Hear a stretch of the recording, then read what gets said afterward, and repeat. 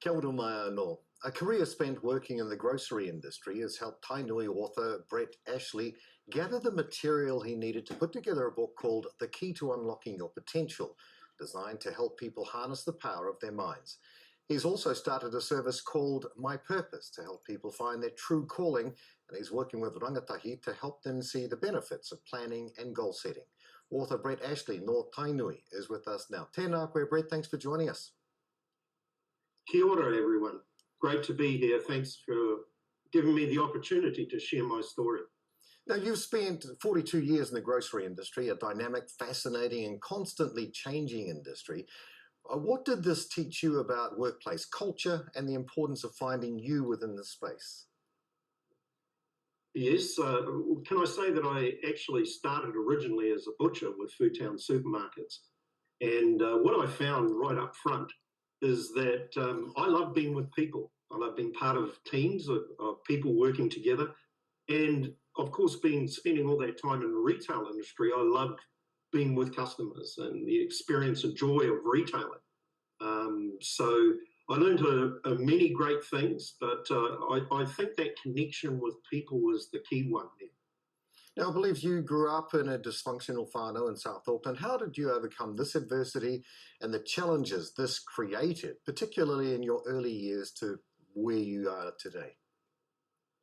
Yeah, I grew up in the 1960s in South Auckland, Manarewa, and it was a very dysfunctional family. My father and mother were married multiple times, and my mother left my father very early. It took me.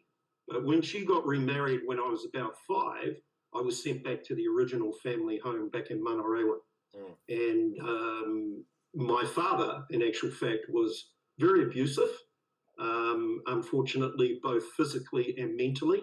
And it was pretty continuous for right up until my late teenage years when he finally left the home.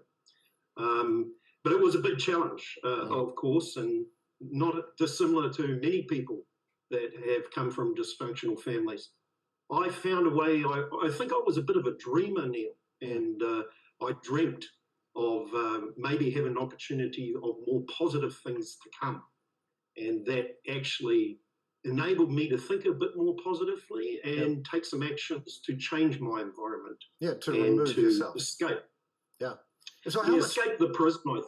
How much do you think this early childhood trauma impacted you and the changes you made in your own life based on some of those earlier experiences? Oh, quite a lot, really. Later in life, I kind of reflected on it. I had to set my mental prisoners free. So, you know, all the hurt that I had experienced during those years, I had to release that. But when I finally did do that, it wasn't until my late 20s, early 30s that I was able to do that.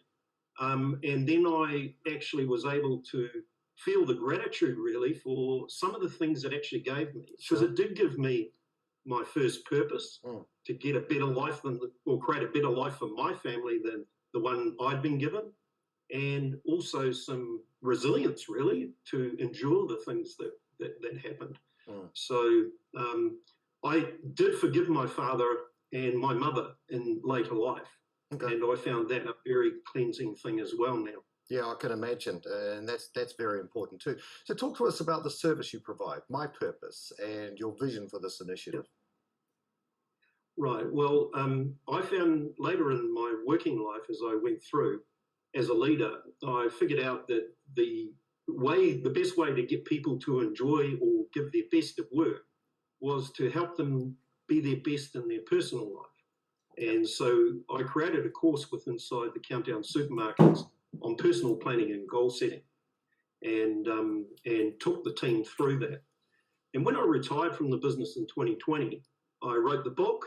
And as a result of writing the book about my life story and my leadership lessons, I actually then decided to share some of that knowledge even further. So I formed the company My Purpose Limited. Right. And it's designed to help people to actually create an environment where they can be at their best for themselves first, and then hopefully be at their best for other people. And I do that through getting people to understand the power of personal planning and goal setting and the power of the mind, in actual fact. Yeah. Because once you set yourself a goal, there's a great chance that if you think positively and take actions to achieve it, you will. Brett, what are some of the key skills you like to share with rangatahi Maori? Well, I think in particular, I think that it is this message around that we all can change our environment anytime. Doesn't matter what environment you grew up, like mine and many others grew up in, maybe unfortunately in a dysfunctional family. But even in work too, if you find yourself in a work position and you don't like that work and that environment, you can change it. It's up to you. So thinking positively and the power of the mind, using the mind to create a new belief. And if you are able to create that belief, you can change your environment. You can take the actions to change your environment. So I just want to give people more self-confidence that they're in control of that. Them, yourself, not others. So don't let others influence who you are. It's up to you alone to decide who you want to be, no matter what anyone says about it. Take control of your own. All right, very good. Tainui author Brett Ashley, thank you so much for your time today. Kia ora.